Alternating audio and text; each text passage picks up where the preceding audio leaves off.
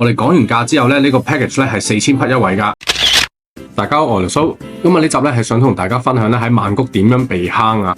咁話說咧就係有個朋友嘅司機咧就介紹咗我哋嚟呢個 floating market。咁係主要因為係朋友介紹，所以我哋就二話不說 join 咗啦。咁一開始咧其實就冇乜異樣㗎，因為個船家咧都係會兜我哋去買一啲手信嘅店，而啲手信嘅價錢咧都唔算話太過離譜㗎。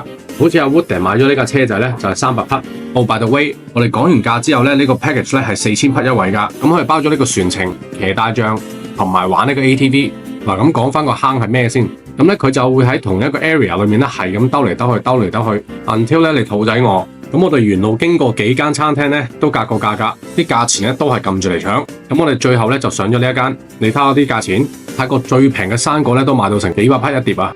咁我哋最尾求其嗌咗個菜同埋嗌咗碗麵咧，咁就算啦。最後埋單咧都要成1000幾匹啊！個價錢咧仲貴過喺酒店食啊！另外最騎呢嘅係咧有一站咧，我哋要上去呢個位去行呢個鋪頭，同埋睇呢幾棵椰樹喎。你話係咪黐線呢？